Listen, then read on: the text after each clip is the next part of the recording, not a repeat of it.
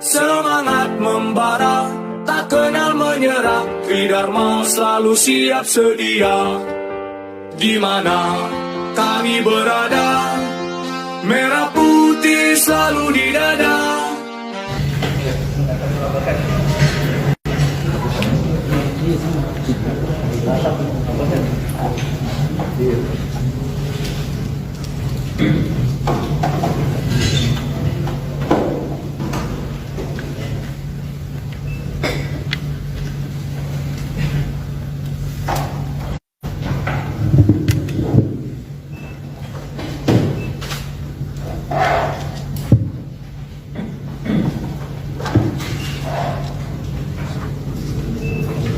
Selamat siang ya rekan-rekan, pagi menjelang siang. Kali ini kita akan melakukan rilis terkait kejadian di Menteng. Memang fenomena di Polres Jakarta Pusat ini banyak sekali tawuran ya, dan khususnya untuk tawuran kali ini mengakibatkan korban meninggal dunia. Ini sungguh tragis dan ironis. Di masa pandemi ini masyarakat masih belum sadar, masih sering berkumpul-kumpul, akhirnya ketersinggungan terjadi tawuran. Ya, ini terjadi di Menteng kemarin pada tanggal 10 Oktober 2021 sekitar jam 4.45. Jadi kejadiannya Minggu dini hari setelah menjelang sholat subuh. Tawuran di sini terjadi antara dua kelompok remaja. Kenapa saya katakan remaja? Karena memang korban dan pelakunya yang kita amankan masih remaja di bawah 18 tahun. Ini sangat ironis bagi kita, di mana generasi muda kita sudah terjebak dalam tindakan yang melanggar hukum. Tawuran ini dilakukan dua kelompok remaja, yaitu antara geng. Saya katakan kelompok remaja atau geng karena memang mereka menyebutnya seperti itu. Jadi ada kelompok postur dan satu lagi kelompok grup Imes. Awal mula sepele, ya, awal mulanya sepele. Berawal dari kiriman video melalui media sosial, tantangan kepada salah satu grup. Akhirnya mereka janjian untuk bertemu. Bertemunya bukan bertemu silaturahmi, tapi bertemu adu kekuatan. Hanya karena tantangan saja, gengsi. Nah, ini fenomena yang baru, mungkin nanti akan dijelaskan oleh kami juga di sini menghadirkan dari LPAI, Bapak Agusman. Beliau adalah Ketua Bidang Pemenuhan Hak Anak. Mungkin nanti rekan-rekan bisa bertanya terkait fenomena ini, karena ini bagi kami sangat meresahkan dan sangat ironis sekali. Korban meninggal atas nama saudara MF, 15 tahun, jadi umurnya masih 15 tahun, dan untuk pelaku adalah saudara J dan saudara PP alias M. Saudara J umur 16 tahun dan saudara PP umur 17 tahun. Seperti dengan tindak pidana yang sering saya sampaikan akhir-akhir ini juga, selain fenomena yang masih kenakalan masih anak di bawah umur, juga tawuran ini selalu saya katakan selalu dipengaruhi oleh narkoba. Saudara J dan saudara PP sewaktu dites urinnya positif mengandung metamfetamin. Dan setelah dilakukan pemeriksaan, mereka mengaku sebelum melakukan tawuran mereka menggunakan sabu, minum pil, dan terpengaruh alkohol.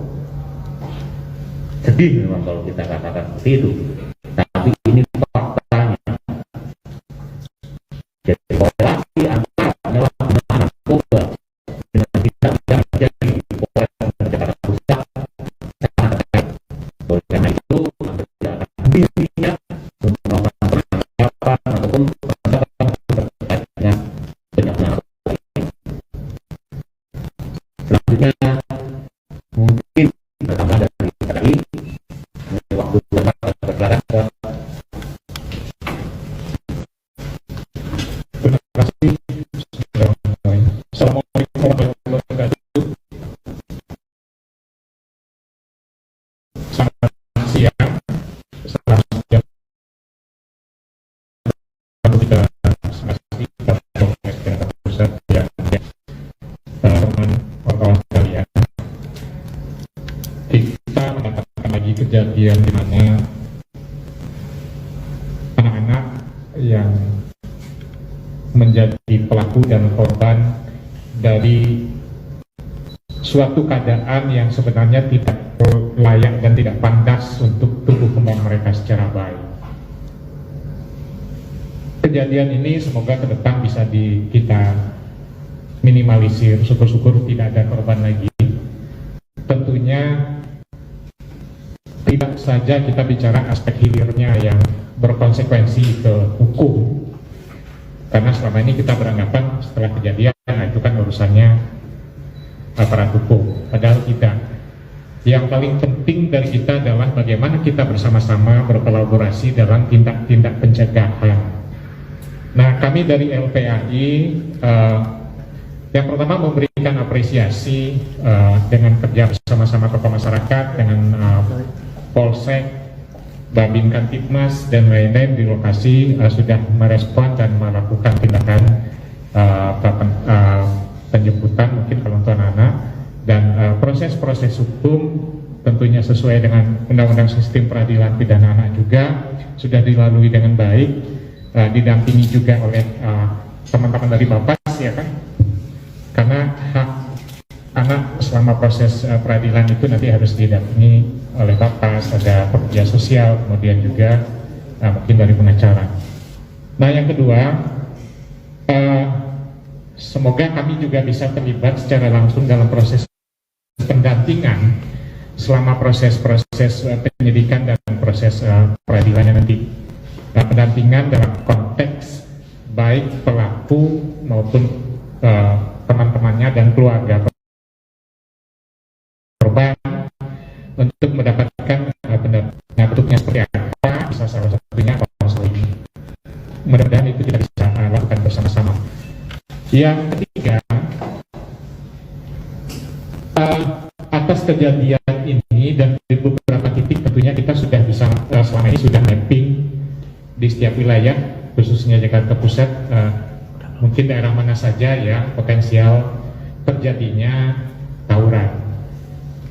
Kami sepakat bahwa sebagian besar dari tawuran, terutama yang dilakukan oleh anak-anak dan remaja, biasanya didahului dengan penyalahgunaan narkoba. Nah, kemarin terjadi tentunya banyak persoalan yang menjadi latar belakang, termasuk bagaimana peran keluarga dalam pendampingan dan mengetahui keberadaan dan perilaku anak. Nah, kemudian mungkin perlu juga ke depan kita membuatkan sebuah program sederhana di masing-masing kelurahan tentunya yang potensial terjadinya tawuran di kalangan anak dan remaja.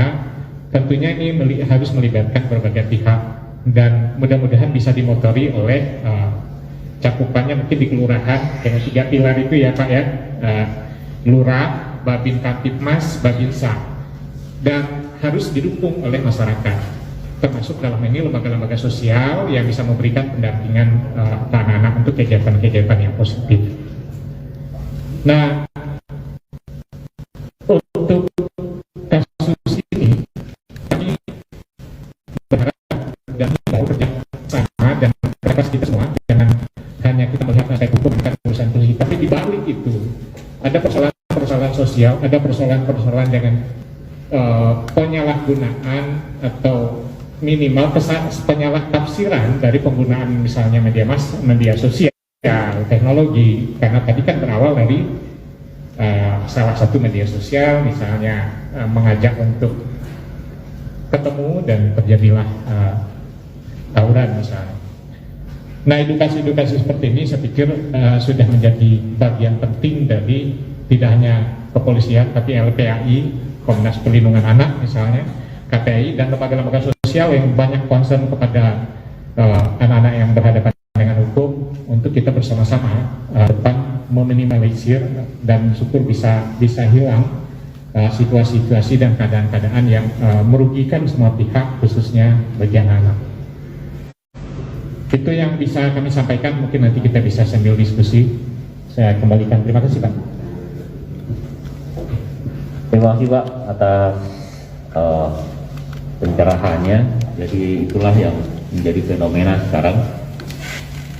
Silakan rekan-rekan, sebelum kita memasuki tahap kedua terkait perkembangan penanganan pinjol, mungkin ada yang mau ditanyakan terkait pengungkapan kasus 170, yaitu pengeroyokan meninggal dunia di Menteng. Silakan. Kan pertama itu adalah korban meninggal. Nah, itu luka atau lukanya di mana aja yang menyebabkan korban meninggal. Kedua adalah kasus saya mengirim dari kota. Yang kedua adalah kasus penggunaan narkoba sendiri, Bang. Polres Metro Jakarta Pusat sendiri merasa kebobolan ya, Bang, karena kan ungkapan kasus yang kemarin-kemarin itu banyak besar-besar, tapi peredarannya masih marak, terutama menyasar ke anak di bawah umur itu, Bang. Yang ketiga itu kepada LPA ini, Bang, kenapa sih setelah kejadian lembaga permainan baru berbulan dan memberikan arahan atau memberikan cuitan mengenai edukasi kepada masyarakat. Kenapa sebelum kejadian itu kita tahu Menteng ini LPA juga sudah langsung turun ke lokasi itu sebelum ada kejadian. Terima kasih dari Pak Kapolres. Terkait untuk pertanyaan pertama, mungkin saya serahkan ke penyidiknya yang menangani langsung kejadian dan melakukan visum. Ya, silakan Pak Kapolres. Jadi atas pertanyaan pertama tadi saya sampaikan, mungkin saya tidak secara detail menyampaikan lukanya bagaimana dan mungkin secara kronologis bagaimana nanti, karena itu mungkin karena tersangka ulangi yang pelaku di sini kan kategori anak ya, mungkin kategori tersebut harus kita benar-benar kita jaga sesuai dengan diskusi kami sebelumnya dengan lembaga perlindungan anak. Jadi dalam kasus ini mungkin itu mungkin akan kita sampaikan dalam pemeriksaan saja. Kita tidak menyampaikan, yang jelas korban meninggal dunia akibat dari tawuran tersebut. Lukanya bagaimana?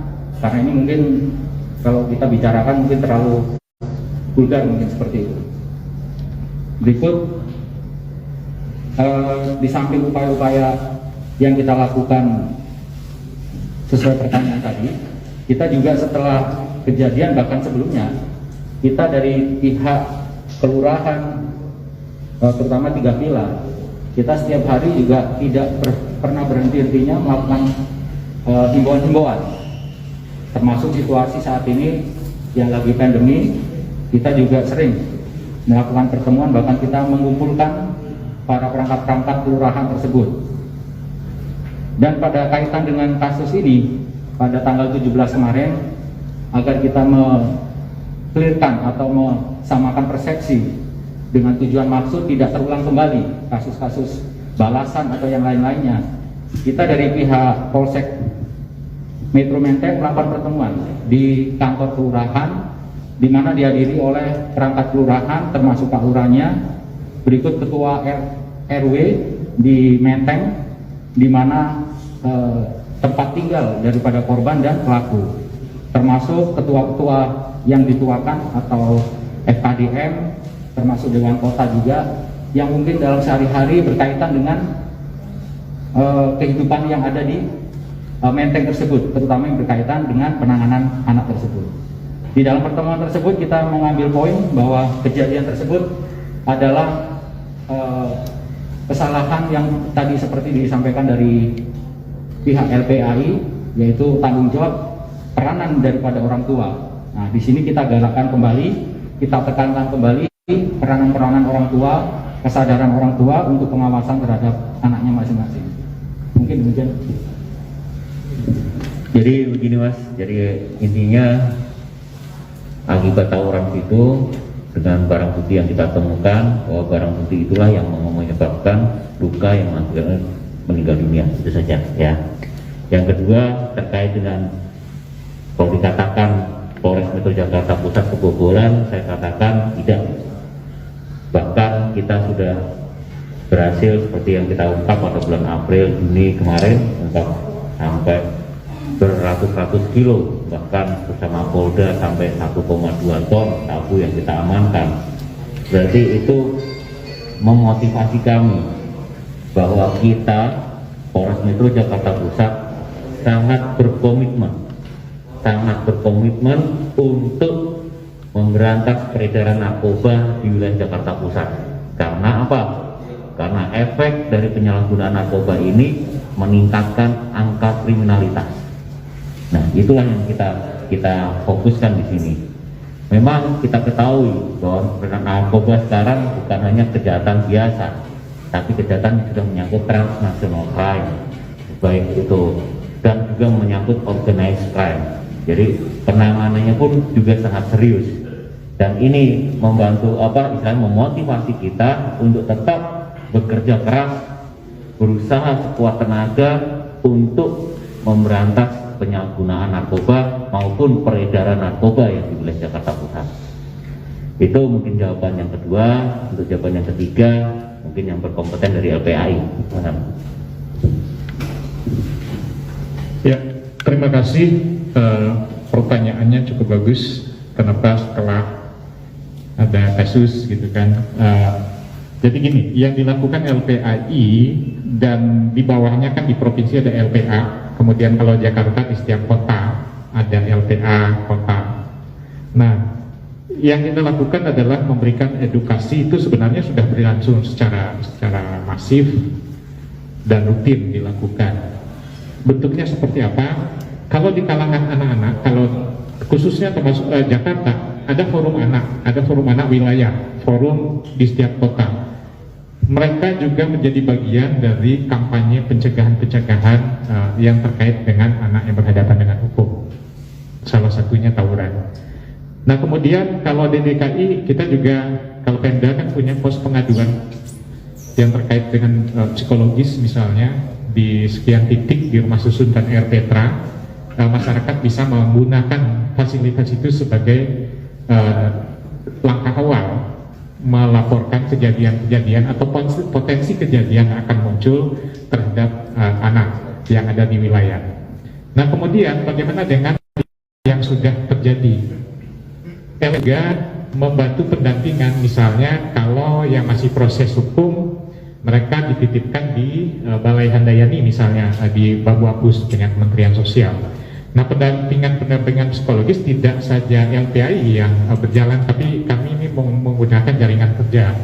Jadi lembaga-lembaga sosial lain dan lembaga-lembaga pemerintah kita bersinergi, dan kalau di lembaga pemerintah kan SDM misalnya, psikolognya, psikiater dan kerja sosial cukup lengkap dibanding lembaga-lembaga sosial kita.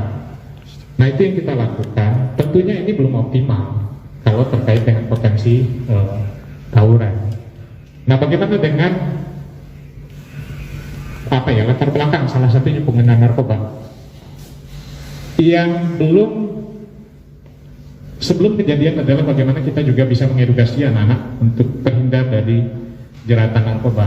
Yang sudah, kami pun bisa bekerja sama dengan, kalau di Jakarta, lembaga rehab. Kan ada rehab narkoba, ada 2, medis dan sosial. Kalau yang rehab sosial ada 12 lembaga punya milik yayasan di Jakarta yang melakukan fungsi rehabilitasi sosial. Nah, khusus untuk anak, kebetulan saya mengelola sebuah lembaga di Jakarta Timur, rehabilitasi sosial anak-anak korban penyalahgunaan narkoba kita sudah lakukan dari tahun 2016. Nah, sinergi antar lembaga LPAI dan pilar-pilar yang ada di masyarakat ini menjadi bagian penting untuk bisa meminimalisir potensi tawuran. Terima kasih. Ya, itu jawaban dari 3 pertanyaan. Ada lagi, Pak? Silakan. Untuk saya karena dari merahputih.com, yang saya tanya pertama adalah pelaku ini warga mana aja, Pak? Mayoritas apakah warga sekitar Menteng atau justru warga di luar Jakus? Terus yang kedua terkait dengan janjian di medsos, untuk antisipasi ke depan nih dari Polres Jakus untuk mencegah atau mendeteksi adanya janjian-janjian di medsos yang bisa memicu tawuran seperti apa. Terus yang ketiga adalah ini kan di Menteng bukan kali pertama ya, Bang, ya, terjadi tawuran dan lumayan sering lah. Untuk antisipasi ke depannya gimana nih? Apakah patroli akan ditingkatkan atau ada hal-hal lain dari Polres Jakus? Terima kasih dari Merah Putih. Jadi saya sampaikan untuk yang pertama terkait dengan janjian di medsos ya. Memang masalah sekarang ini dengan era digital 4.0 yang mau mencapai 5.0 ini, fenomena penggunaan media sosial sangat masif. Nah, oleh karena itu Polri pun juga dalam mengontrol penyalahgunaan media sosial ini juga sangat masif juga, terutama dengan patroli cyber. Tapi patroli cyber itu pun kadang juga terlewatkan kalau ini sifatnya yang mendadak seperti yang telah terjadi, dan itu sifatnya memang kejadian ini singkat, berupa tantangan seketika itu juga janjian langsung terjadilah kejadian itu. Jadi, tapi kita dari Polri pun tetap berkomitmen dan selalu melakukan kewajibannya untuk melakukan patroli cyber. Untuk langkah-langkah yang dilakukan terkait untuk mencegah terjadinya tawuran ini, seperti yang disampaikan oleh Pak Kapolsek tadi, Pak Kapolsek Menteng, bahwa kita sinergitas 3 pilar lalu merangkul dari kalangan bawah, baik itu dari kalangan RT, RW, perangkat kecamatan, perangkat kelurahan, dengan kepolisian dan Ramil. Kita selalu bersinergi melakukan himbauan dan bahkan memberikan istilahnya batasan-batasan supaya hal tersebut tidak terjadi lagi, dan kita selalu memberikan istilahnya sosialisasi terkait efek bahaya narkoba dan sebagainya kepada masyarakat. Karena tadi kembali lagi bahwa tawuran ini selain dipicu dengan tantangan untuk membuat mereka berani, mereka selalu menyalahgunakan narkoba. Jadi kita selalu melakukan pendekatan secara sosiologis kepada masyarakat, terutama di wilayah yang rentan terjadinya tawuran. Ya. Untuk kedua tersangka ini dan korban warga Menteng, ya, warga Menteng. Ya. Yang mana dulu nih? Ya, begitu dulu ya. Pak, boleh sedikit tahu kronologis penangkapan kedua pelaku ini seperti apa, terus di mana, terus apa ada pelaku lainnya diburu dari kelompok mereka ataupun kelompok korbannya? Ya, ini Pak Kapolsek Menteng yang melakukan penangkapan ya, silakan. Jadi proses penangkapannya ya kita tetap melibatkan peranan daripada keluarga, peranan daripada perangkat-perangkat di kelurahan, dari keluarga juga kita libatkan. Jadi karena ini masih anak, jadi tanggung jawab daripada mereka ini masih melekat sebagian besar daripada orang tuanya. Jadi kita lakukan pendekatan dan alhamdulillah ada itikat baik. Maksudnya bisa kita lakukan untuk pengamanannya. Berikut untuk dari kelompok-kelompok lain atau mungkin teman atau dari kelompok tersebut peranannya ada atau tidak. Nah, kita di sini dalam pemeriksaan kita sudah melakukan pemilihan pemeriksaan secara detail bahwa pelaku yang melakukan itu yang ada saat ini. Mungkin demikian. Jadi penegasan saja bahwa pengungkapan ini juga atas peran serta dari keluarga karena mereka masih di bawah istilahnya umur di bawah 18 tahun masih dalam binaan keluarga. Namun kita juga berupaya akhirnya mereka dapat kita amankan. Ya. Satu lagi silakan. Iya Pak, izin Pak, mau nanya. Ini pertama pasal yang di penegasan apa pasal yang dikenakan terhadap tersangka. Terus yang kedua, ini kan tindak pidana anak ya saya. Penyelesaian itu kan restoratif justice.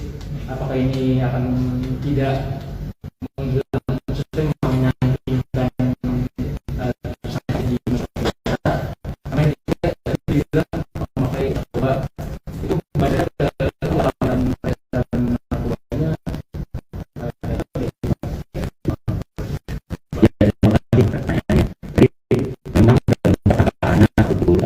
Namun dalam penanganan tindak pidana anak selalu dibatasi dengan Undang-Undang Perlindungan Anak. Jadi dalam penanganannya didampingi oleh Bapak dan penanganannya harus selalu tidak boleh keluar dari acara pidana anak. Ya, itu pertanyaan. Terus yang kedua terkait dengan narkoba itu kita melakukan penyelidikan dan pemeriksaan dengan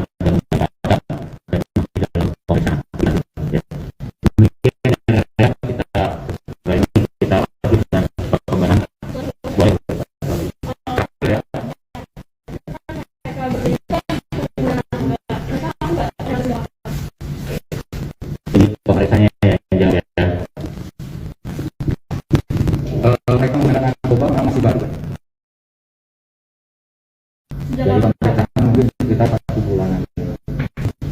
demikian dari kami untuk rilis pengungkapan tawuran tindak pidana tawuran dan pengeroyokan 1 buku KUHP yang pelakunya anak-anak menteng yang korbannya meninggal dunia.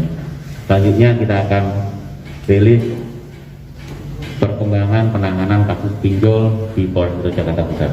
Ya. Setelah itu saya proses dan menelpon ke pihak online tersebut.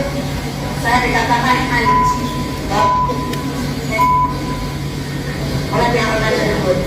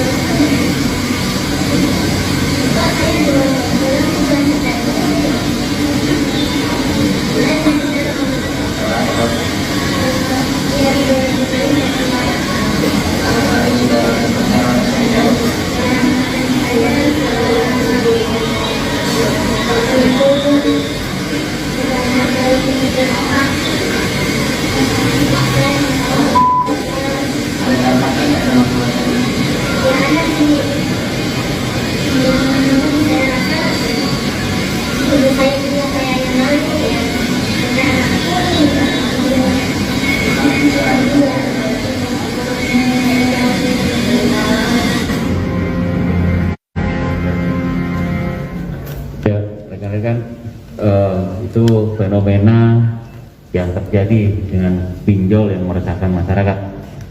Jadi Polres Jakarta Pusat seperti rekan tadi telah melakukan pengungkapan terkait pinjaman online ilegal yang dilakukan penangkapan di daerah Jakarta Barat di Cengkareng. Perkembangan yang dapat kami sampaikan saat ini bahwa dari 56 orang yang kita amankan sudah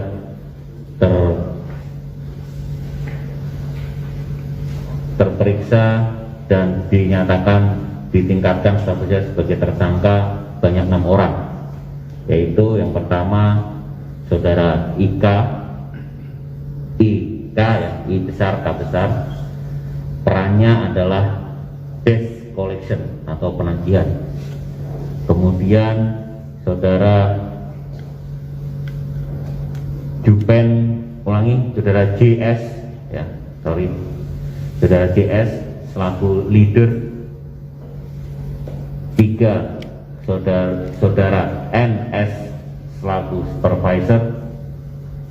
4 saudara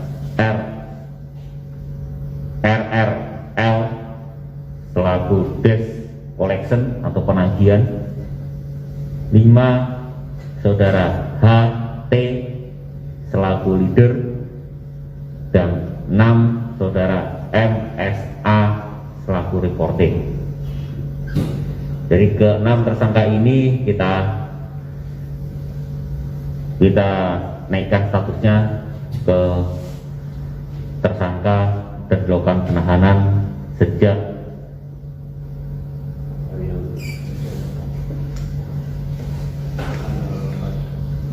tanggal 14 kemarin ya. Kenapa kita jadikan tersangka? Karena ke-6 tersangka ini berkaitan dan saling mengetahui dan bahkan menikmati hasil penagihan ya sebanyak 12%. Jadi mereka kenapa getol melakukan penagihan? Ternyata ada bagian dari dia sendiri sebanyak 12% yang dinikmati oleh mereka. Selanjutnya barang bukti yang sudah kita amankan 57 CPU komputer, 56 handphone, 2 unit laptop, dan 1 perangkat CCTV. Dan langkah yang selanjutnya kita lakukan adalah tetap akan melakukan pengejaran kepada pemilik kepala kantor, saudara P dan saudari M, dan juga yang diduga sebagai pemilik pinjol ini saudara M, yang kemungkinan dugaan kami warga negara asing. Nah, ini akan kita kejar terus dan kami mohon bantuannya supaya ini dapat segera terungkap. Demikian perkembangan untuk pinjol. Mungkin ada yang mau ditanyakan. Pasal yang disangkakan terhadap 6 orang tersangka ini apa, Pak?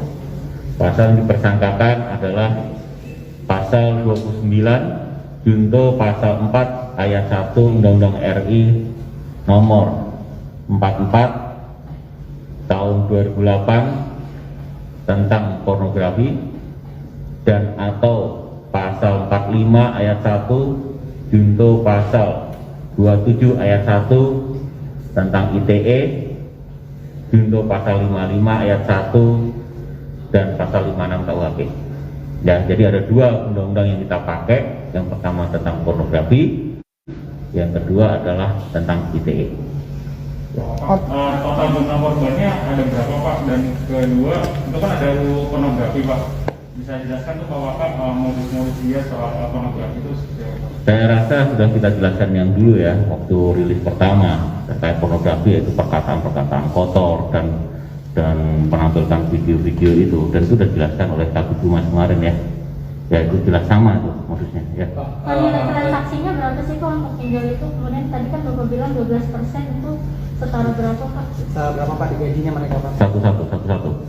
Ya, nilai transaksi pinjol itu berapa seluruh totalnya? Kemudian 12% yang mereka nikmati itu. Jadi begini Mbak, pinjol itu perorangan ya perorangan. Jadi waktu kita rilis pertama, kita dengan dugaan dari mereka beroperasi sejak awal sampai sekarang kita amankan itu mempunyai 5.700 nasabah. Ya, 5.700 nasabah. Untuk perkenaan 12% itu dari setiap penagihan dia mendapatkan kurang lebih 12% dari hasil penagihan tersebut. Kalau itu besarnya 1 juta ya 12% dari 1 juta, bukan keseluruhan besarnya seperti itu. Ya, jadi untuk besarnya itu relatif dari masing-masing perorangan pinjol itu. Oke? Ya. Kan ada satu pemilik yang merupakan WNA Bang. Itu bagaimana apakah koordinasi dengan kepolisian di negara WNA ini Bang? Ya, ini masih diduga Mas. Diduga bahwa pemilik pinjol ini adalah WNA. Itu berdasarkan alat bukti yang kita temukan. Mungkin lebih lengkapnya Kasat Serse yang akan bicara.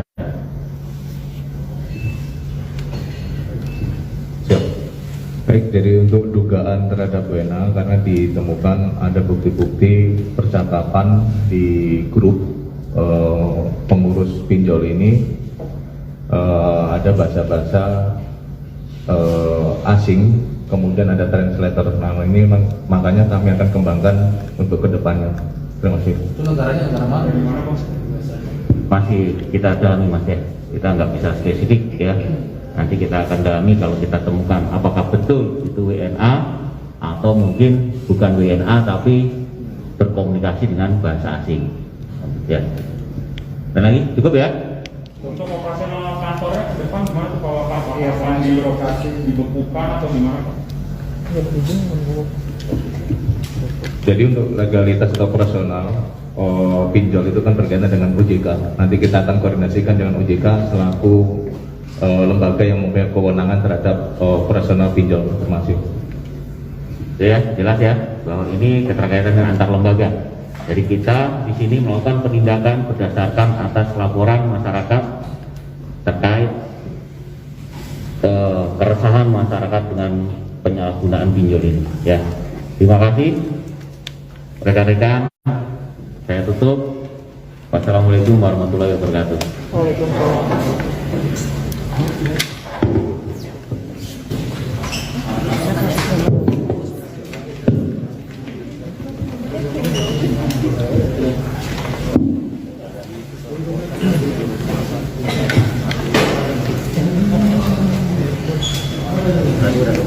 Gimana? Kalau udah Dharma rela berkorban jiwa untuk bangsa dan negara. Lebih baik gagal di medan latihan daripada gagal di medan pertempuran. Mari kita berlatih bersama. Kalau tidak mau pulang nama di bawah naungan Ibu Pertiwi, Tridharma tak pernah ingkar janji untukmu bangsa dan negeri ini. NKRI harga